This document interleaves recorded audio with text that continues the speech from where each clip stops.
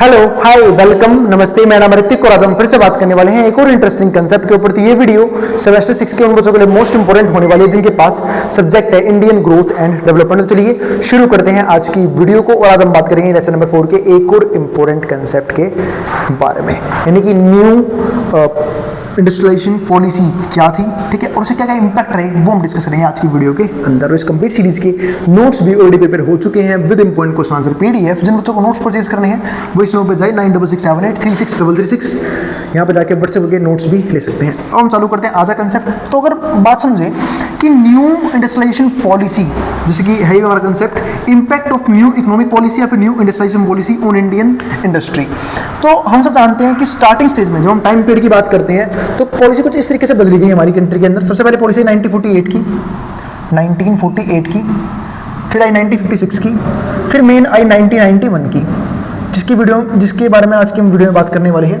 तो जब हम 1948 1956 की बात करते हैं तो ये हमारा वो टाइम पीरियड था जब गवर्नमेंट जो है वो बिजनेस को एक बड़ी लेवल पे रेगुलेट कर रहा था, यानी कि पूरा का पूरा इन्फ्लुएंस जो है ना बिजनेस के ऊपर या फिर इंडस्ट्रीज के ऊपर किसका था, गवर्नमेंट का था। लेकिन 1991 में ऐसा नहीं हुआ। 1991 में क्या हुआ, 1991 में गवर्नमेंट ने यहाँ पे क्या फॉलो किया, एलपीजी पॉलिसी, यानी कि लिबरलाइजेशन, प्राइवेटाइजेशन और ग्लोबलाइजेशन, तीनों पर ध्यान दिया। और तीनों के यहाँ पे क्या क्या इंपैक्ट रहे हमारे इकोनॉमिक एनवायरमेंट के ऊपर या फिर हमारी इंडस्ट्रीज के ऊपर, वो हम समझेंगे आज की वीडियो के अंदर। और इन जो हम अब जो बात करते हैं 1991 में एलपीजी पॉलिसी की, तो लिबरलाइजेशन जो है, ग्लोबलाइजेशन जो है, प्राइवेटाइजेशन जो है, उसमें कौन से फैक्टर, क्या क्या छूट दी गवर्नमेंट ने, वो सब तो डिस्कस करना काफी इंपॉर्टेंट है। वो सब हम देखेंगे आज की वीडियो के अंदर। देखते हैं यहाँ पे क्या क्या लिखा हुआ है। तो impact of new economic policy on Indian industry. तो government of India announced a new industrial policy on July 24, 1991। तो ये पॉलिसी जो है वो जुलाई 24, 1991 को क्या की गई थी, लॉन्च की गई थी। इसको लॉन्च करने का रीजन क्या था कि स्टार्टिंग में जो 1948 की पॉलिसी थी, चाहे 1956 की पॉलिसी थी, इस पॉलिसी के अंदर गवर्नमेंट ने क्या किया, इस पॉलिसी को लेके आने का जो गवर्नमेंट का मोटिव था वो मोटिव ये था कि किसी भी तरीके से ना जो हमारी डोमेस्टिक बिजनेस है वो फॉरेन बिजनेस की वजह से या फिर फॉरेन इंडस्ट्रीज की वजह से हार्म नहीं होनी चाहिए। तो इसलिए गवर्नमेंट ने इन दोनों स्टेज में ना 1948 में 1956 में पूरा रेगुलेट कर रखा था बिजनेस को और इंपोर्ट एक्सपोर्ट को बंद कर रखा था, यानी कि हम जो है वो रेस्ट ऑफ द वर्ल्ड के साथ किसी भी तरह का ट्रेड उस टाइम पे नहीं कर रहे थे। और गवर्नमेंट का हमारी डोमेस्टिक इंडस्ट्रीज पे भी काफी बड़ा इन्फ्लुएंस था, काफी बड़ा कंट्रोल रहता था। तो वही चीज यहां पे है। तो जुलाई 24, 1991 में एक नई पॉलिसी लेके आई गई। The primary goals of this policy were to build the existing achievements. तो इस पॉलिसी का मेन क्या था कि existing achievements rectify any distortions और वीकनेस। और हमें जो यहाँ पे करना था, अपनी इंडस्ट्री को यहाँ पे बिल्ड करना था, डेवलप करवाना था, और जो भी दिक्कत थी, वीकनेस थी, उसे दूर करना था। सस्टेन ग्रोथ इन प्रोडक्टिविटी, और जो भी ग्रोथ हो रही है वो सस्टेनेबल होनी चाहिए। तो sustain growth in productivity and employment दोनों लेवल पे, यानी कि ना तो प्रोडक्टिविटी कम होनी चाहिए ना ही एम्प्लॉयमेंट का लेवल कम होना चाहिए, क्योंकि दोनों में से कुछ भी हुआ तो हार्म होगा। अगर प्रोडक्टिविटी कम हुई तो लोगों तक जो गुड्स है सभी से कम पहुंच पाएंगे, ठीक है, डिमांड बढ़ेगी, सप्लाई उतनी होगी नहीं, तो हो सकता है इन्फ्लेशन राइज करना शुरू कर दे। तो इन चीजों से बचने के लिए प्रोडक्टिविटी भी सेम रहनी चाहिए और एम्प्लॉयमेंट लेवल भी रहना चाहिए, ताकि लोग जो है वो बेरोजगार ना रहे, कम से कम अनएम्प्लॉयमेंट लेवल हो, और जिसके जरिए क्या होगा, पॉवर्टी भी हम कहीं ना कहीं दूर कर सकते हैं। क्योंकि जब लोग जॉब करेंगे, लोगों पैसा आएगा तो भाई सिंपल सी बात है, गरीबी दूर होगी। एंड अचीव इंटरनेशनल कॉम्पिटिटिवनेस, और यही नहीं, हम जो है यहाँ पे इंटरनेशनल कॉम्पिटिटिवनेस भी यहाँ पे फेस करना पड़ेगा हमें, क्योंकि उसका भी अलग बेनिफिट है। काफी बार बात कर चुका हूं, अब दोबारा बात करने की जरूरत नहीं है, ठीक है, कि भाई क्या क्या बेनिफिट होते हैं जब फॉरेन इंडस्ट्री हमारी कंट्री के अंदर आके क्या करते हैं, ट्रेड करना शुरू करते हैं। तो कहीं ना कहीं हमारे लिए कंपटीशन भी राइज करता है, और उस कंपटीशन में हम कहाँ स्टैंड करते हैं हमें नहीं पता लगता है। क्योंकि सिंपल सी बात है, एक काफी इंपॉर्टेंट चीज थी कि अगर भाई आप किसी क्लास में ना, एक बात कही किसी ने, अगर आप किसी क्लास में टॉपर हो ना तो आप गलत क्लास के अंदर हो, क्योंकि आपका कोई कंपटीशन ही नहीं है। और कंपटीशन नहीं है तो हम ना अपने इंक्रीमेंट के बारे में नहीं सोचते हैं, अपने डेवलपमेंट के बारे में, अपने ग्रोथ के बारे में नहीं सोचते हैं। इसका मतलब क्या है कि एक सिंपल सी बात है, मान लो अगर क्लास में सारे गधे भरे पड़े हैं, आपने वहां टॉप भी मार लिया तो क्या उखाड़ लिया, कुछ नहीं उखाड़ा, ठीक है। लेकिन वही क्लास में सारे एक से एक धुरंधर है, आप वहां कॉम्पीट कर रहे हो अगर, तो आप में अगर आप फील्ड भी रहे ना, तो आप जो है उन बाकी जो नमूने हैं, जो दूसरे टाइप के लोग हैं, जो बेवकूफ हैं क्लासेस में, उनसे काफी बेहतर निकल जाओगे। जैसे मैंने अभी ना बीच में एक स्कूल देखा था, मतलब स्कूल में विजिट किया था, स्कूल में क्या था, मुझसे बात कर रहा था मैं, तो उसमें बताया कि उनकी क्लास में सेक्शंस बटे हुए टॉपर्स के हिसाब से, नंबर्स के हिसाब से। मतलब जो बच्चे 90 प्लस में हैं वो रहेंगे ए सेक्शन के अंदर, जो बच्चे 80 प्लस में रहेंगे बी सेक्शन। अब क्या होगा, अब ए सेक्शन में सारे टॉपर्स बैठे हुए हैं, सारे अच्छे बच्चे, सारे कॉम्पिटिटर, सब बढ़िया। और इससे क्या होगा, उन बच्चों को ना अपनी इस ग्रोथ के लिए, डेवलपमेंट के लिए एक क्या मिल जाएगा, अच्छा मौका मिल जाएगा, क्योंकि अब उनका कॉम्पिटिशन बहुत अच्छे से लोगों से है। तो अगर उन्हें और ज़्यादा अच्छे नंबर जब तक वो नहीं लेके आते, उनके लिए मुश्किल हो जाएगा उस क्लास में कॉम्पीट करना। और वहीं जो मान लो कोई बच्चा अगर डी सेक्शन में, सेक्शन में हो, जहाँ पे सारे बच्चे ने मुंह नहीं बैठे हैं, सारे बेवकूफ़ी बैठे हैं, ठीक है, तो वहाँ ना कोई कॉम्पिटिशन ही नहीं है, तो वहाँ पर सोचता है कि रहे तो थोड़ा बहुत ही पढ़ लूँगा, तब भी टॉप मार लूँगा, तो मज़ा नहीं आएगा वो, है ना। इसका मतलब सेक्शन ए का जो फेलियर होगा ना, वो सेक्शन ई का टॉपर बन सकता था, वो चीज़ है। तो वही सेम चीज़ यहाँ पे, तो कंपटीशन बढ़ने की वजह से ना हमारी इंडस्ट्रीज जो है वो और अच्छी होने लग गई, एफिशिएंट होने लग गई, ग्रो करने लग गई, ठीक है। तो इसलिए ना गवर्नमेंट ने यहाँ पे 1991 की पॉलिसी लॉन्च करी थी कि अब तुमने भाई डोमेस्टिक लेवल पे बहुत अच्छा बिजनेस कर लिया, अब देखते हैं तुम ग्लोबल लेवल पे किस लेवल पे कॉम्पीट कर पा रहे हो हमारे डोमेस्टिक बिजनेस से फॉरेन बिजनेस की तरफ। अब अगला पॉइंट क्या आता है यहाँ पे, अब आता है की features of the new industrial policy. कौन कौन से की फीचर्स हैं न्यू इंडस्ट्रियल पॉलिसी के, यानी कि कौन कौन से पॉइंट फीचर हैं न्यू इंडस्ट्रियल पॉलिसी के। जिसमें से पहला क्या है, पहला है एबोलिशन ऑफ इंडस्ट्रियल लाइसेंसिंग। यहाँ पे गवर्नमेंट ने इंडस्ट्रियल लाइसेंसिंग बंद कर दी। यानी कि पहले क्या होता था, जब गवर्नमेंट का कंट्रोल था तो गवर्नमेंट जो है वो बिजनेसेस के अंदर बहुत सारी लाइसेंस प्रोवाइड करती थी, यानी कि लाइसेंस देती थी, और बिना गवर्नमेंट की परमिशन के, बिना गवर्नमेंट की लाइसेंस के आप उस फील्ड में काम नहीं कर सकते। धीरे धीरे गवर्नमेंट ने बंद कर दिया। तो एबोलिशन ऑफ इंडस्ट्रियल लाइसेंसिंग कि अब भाई लाइसेंस की जरूरत नहीं है, आप यहाँ पे आके ट्रेड कर सकते हो, वो भी विदाउट लाइसेंस। तो वही चीज थी। तो licensing is compulsory for only 5 industries. तो पहले तो समझ लो, अगर मैंने ये पॉइंट लगाया एबोलिशन ऑफ इंडस्ट्रियल लाइसेंसिंग, तो पहले तुम ये डिफाइन करोगे, इसलिए ये वाला पॉइंट मत लिखना, मैंने बाकी चीज स्किप कर दी है। तो वहां पे तुम क्या लिखोगे कि स्टार्टिंग में गवर्नमेंट ने इस पॉलिसी के तहत जो लाइसेंसिंग है उसे बंद कर दिया था, लाइसेंसिंग बंद कर दिया। उसके बाद लाइसेंसिंग कंपल्सरी किन फील्ड्स के रहा, licensing is compulsory for 5 industry, सिर्फ 5 इंडस्ट्री के लिए। पहला अल्कोहल, कि जो भी लोग अल्कोहलिक प्रोडक्ट जो है बनाते हैं, ड्रिंक करते हैं, उसकी लाइसेंस कंपल्सरी है, ठीक है। हैजार्डस केमिकल्स, कुछ केमिकल्स हैं, ठीक है, उसका मिसयूज वगैरह ना हो, तो उसके लिए गवर्नमेंट का लाइसेंस क्या है, काफी इंपॉर्टेंट है। इलेक्ट्रॉनिक एरोस्पेस, यानी कि जो भी हम जो है यहाँ पे इलेक्ट्रॉनिक एरोस्पेस का मतलब यहाँ पे क्या है कि जो भी हम लोग जैसे मान लो हवाई जहाज बना रहे हैं या फिर फाइटर जेट्स बना रहे हैं, तो उसके लिए गवर्नमेंट लाइसेंस कंपल्सरी चाहिए, ठीक है। एंड डिफेंस इक्विपमेंट्स जो हम तैयार कर रहे हैं आर्मी वगैरह वालों के लिए, क्योंकि अगर यहाँ पे लाइसेंस गवर्नमेंट नहीं देगी तो प्राइवेट सेक्टर जो है अपने प्रॉफिट मोटिव के लिए कुछ भी कर सकता है। हो सकता है क्वालिटी गिरा दे प्रोडक्ट की, ठीक है, हो सकता है पता लगे हम गन लेके जा रहे हैं यहाँ पे वॉर में लड़ने के लिए, हमारे गन चल ही नहीं रहे, ठीक है, उन इक्विपमेंट की डेथ होगी आर्मी मतलब आर्मी वालों की, तो कितनी बेकार बात हो जाएगी वो चीज। तो इसलिए ना यहाँ पे गवर्नमेंट ने कुछ क्रूशियल सेक्टर थे, ठीक है, जहां पे अपनी पकड़ बनाए रखने के लिए गवर्नमेंट ने कहा कि यहाँ तो लाइसेंस कंपलसरी रहेगा, ठीक है, यहाँ तो हम प्राइवेटाइज नहीं करेंगे, यहाँ पे हम जो है लाइसेंस क्या करेंगे, जरूर देंगे उन कंपनीज को। तो डिफेंस इक्विपमेंट्स हो गए, या फिर इंडस्ट्रियल एक्सप्लोजिव्स, अगर बम वगैरह बनाने हैं, एक एक्सप्लोजिव बनाने हैं, तो उसके लिए भी गवर्नमेंट से लाइसेंस की जरूरत पड़ेगी, ताकि कोई भी उठा के यहाँ बम बनाने ना शुरू कर दे, पता लगे किसी अटैक, पता लगे कि मान लो लाइसेंस नहीं प्रोवाइड किया, किसी प्रेसिडेंट बनाना शुरू कर दिया प्रॉफिट मोटिव के लिए, वो बेच दिया टेररिस्ट को, ठीक है, बंदूक बेच दी टेररिस्ट को, ठीक है, तो हुआ क्या, कहीं ना कहीं वो गलत हाथों में जाएंगे, वो उसका मिसयूज करेंगे, तो हार्म किसको होगा, जो आम पब्लिक है, जो आम जनता है, वो नुकसान में रहेंगे।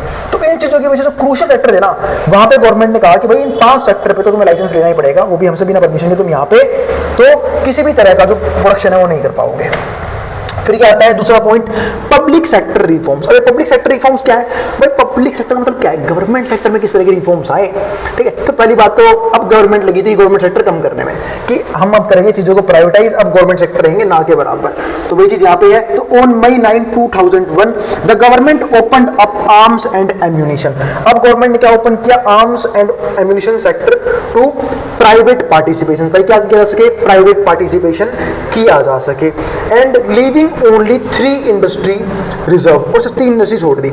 इसका मतलब क्या है कि गवर्नमेंट ने open up arm and ammunition sector, यहाँ पे मतलब लोग हथियार वाले सेक्टर जो ओपन कर दिए, टू प्राइवेट पार्टिसिपेशन, कि अब यहाँ पे भी जो है प्राइवेट सेक्टर आगे काम कर सकता है विद लाइसेंस, लाइसेंस के साथ। लिविंग ओनली 3 इंडस्ट्री रिजर्व, सिर्फ 3 इंडस्ट्री रिजर्व कर ली फॉर द पब्लिक सेक्टर, किस सेक्टर के लिए, जिसे खुद गवर्नमेंट सेक्टर रन करेगी।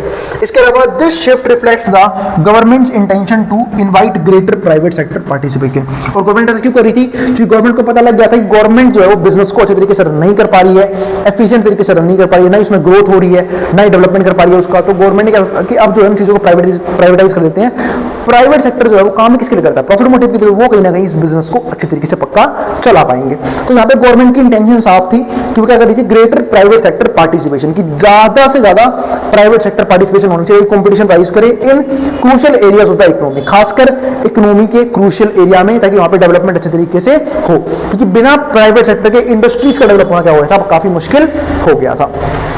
फिर क्या आता है, थर्ड पॉइंट में क्या आया, free entry to foreign investment and technology.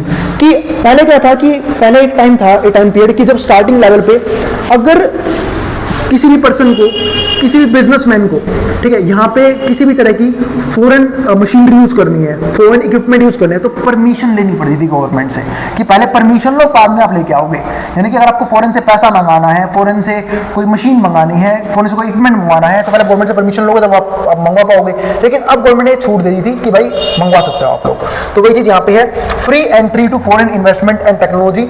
New policy allowed for direct foreign investment. अब नई पॉलिसी ने कहा कि अब तुम डायरेक्ट फॉरेन इन्वेस्टमेंट मंगवा सकते हो अप टू 51% इक्विटी, 51% इक्विटी देके। सोच रहे हो मैंने कि जब मेजर स्टेक, क्योंकि 51% इक्विटी का मतलब क्या है कि तुम मेजर स्टेक किसको दे रहे हो, फॉरेन कंट्रीज को, फॉरेन ओनर्स को, इन हाई प्रायोरिटी इंडस्ट्री, खासकर हाई प्रायोरिटी इंडस्ट्री में, which was related to increase 74%। बाद में क्या कहा कि अब तुम 74% इक्विटी में पैसा मंगवा सकते हो, और बाद में एंड 100% फॉर मैनी सेक्टर्स, और बाद में तो ये कितना कर दिया, 100% तक कर दिया बहुत सारे सेक्टर्स के अंदर। अब अगले पॉइंट्स क्या है वो देख लेते हैं। फोर्थ पॉइंट क्या है हमारे पास यहाँ पे, reform of the monopolies and restrictive trade, MRTP act. अब ये क्या है, तो reform of monopolies and restrictive trade. अब मोनोपोलीज क्रिएशन पे गवर्नमेंट को रोक लगाना था। क्यों रोक लगाना था, अगर भाई मोनोपोली बनने लग गई तो मोनोपोली, आप लोगों ने पढ़ा होगा बिजनेस, मोनोपोली क्या होती है, जहां पे एक सिंगल सेलर हो इंडस्ट्री के अंदर and large number of buyers हो।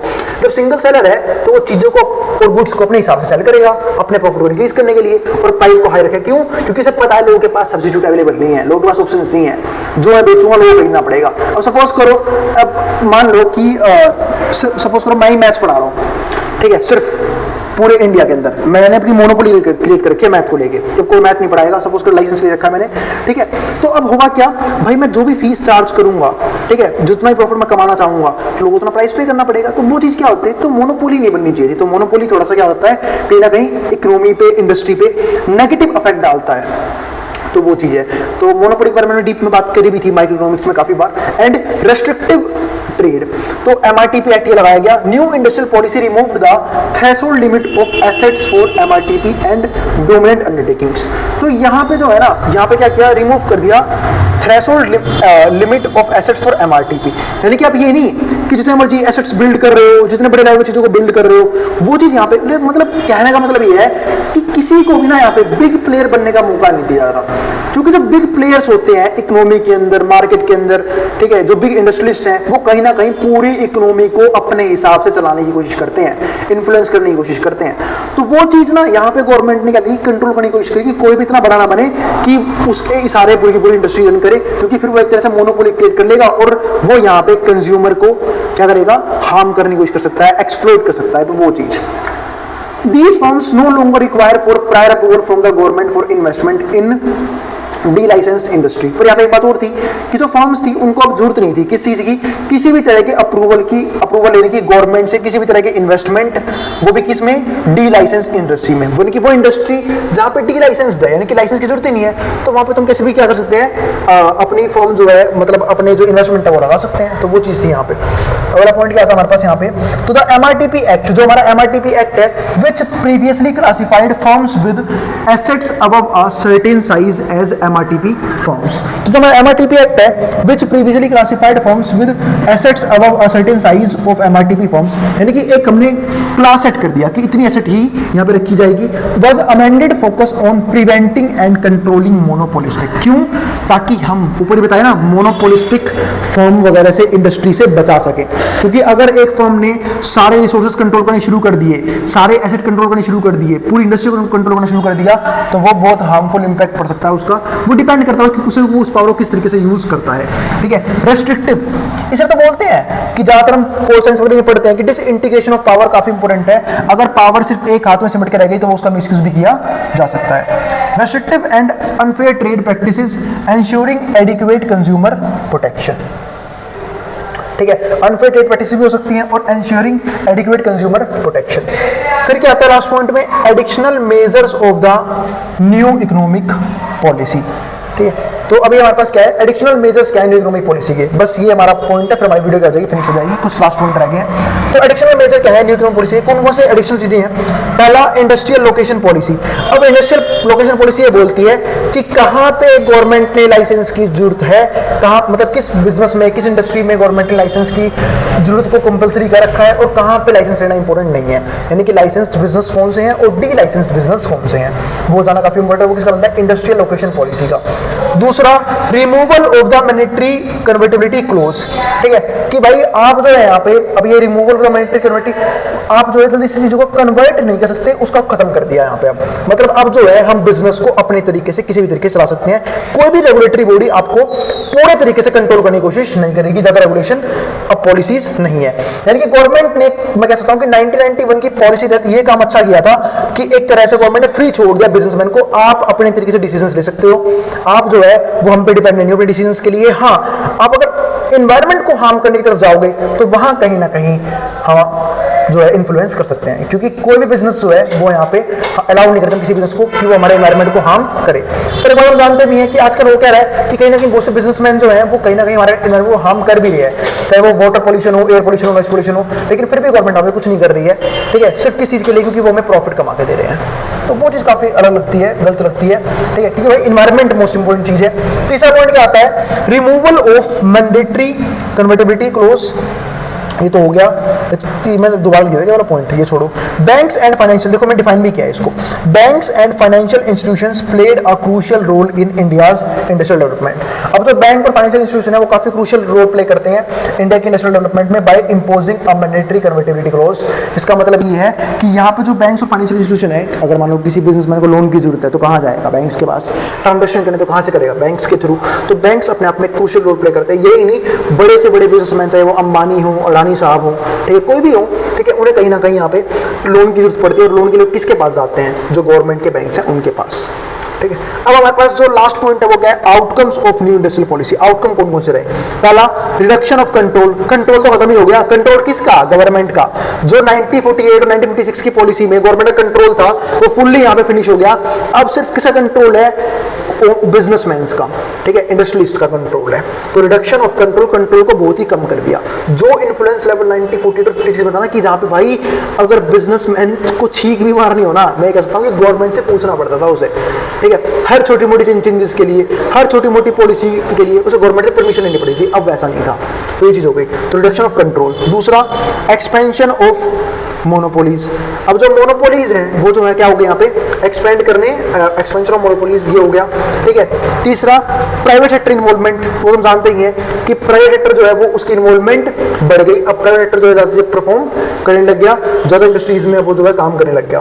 फोर्थ और आखिरी पॉइंट क्या है, फॉरेन ओनरशिप। अब फॉरेन ओनरशिप क्या बोलती है कि भाई कहीं ना कहीं फॉरेन जो लोग हैं वो इन्वॉल्व होने लग गए थे। क्यों, आपको मैंने वाला पॉइंट पढ़ाया था, free entry to foreign investment and technology, कि अब जो है गवर्नमेंट ने परमिशन दे दी कि अब आपको हमारे अप्रूवल की जरूरत नहीं है, अगर आपको फॉरेन कंट्री से इन्वेस्टमेंट मंगानी है तो टेक्नोलॉजी मंगवानी है। तो जिसकी वजह से क्या हुआ कि कहीं ना कहीं फॉरेन की ओनरशिप जो है वो हमारी कंट्री के अंदर आने लग गई। लेकिन रेगुलेशन था गवर्नमेंट का कि ऐसा ना हो वही अंग्रेजों वाला हाल हो जाए कि कुछ 4-5 बिजनेसमैन आ गए विदेशों के, उन्होंने आगे फिर से हमारे इंडिया पे कब्जा कर लिया। लेकिन नहीं, अब की बार हमारी पॉलिसी जो है काफी स्ट्रिक्ट थी। ठीक है, इन चीजों को लेके कि कोई भी बिजनेसमैन जो है हमारे देश पे कंट्रोल करने की कोशिश ना करे। तो रेगुलेशन कम जरूर किया था, कंट्रोल खत्म नहीं किया था गवर्नमेंट ने अपना। ये चीज काफी इंपॉर्टेंट है। तो आज भी ना बिजनेसमैन को, इंडस्ट्रीज को अगर कोई भी कुछ अच्छे डिसीजन लेने होते हैं तो कहीं ना कहीं उन्हें गवर्नमेंट की परमिशन लेनी पड़ती है। तो उम्मीद है आज का टॉपिक आपको क्लियर हो गया होगा। अब हम मिलेंगे अगली वीडियो में जहाँ पर हम बात करेंगे इसके नेक्स्ट कंसेप्ट के बारे में। और अगर वीडियो पसंद आई हो तो वीडियो को लाइक किए बिना मत जाना, और चैनल को सब्सक्राइब भी कर देना ऐसी वीडियोस के लिए। अब जिसको जो उतारना उतार सकता है मेट्रो बोर्ड के सामने से, और नोट्स के लिए आप इस नंबर पर व्हाट्सएप करके नोट्स भी ले सकते हैं। अब जिसको जो उतारना है उतार ले।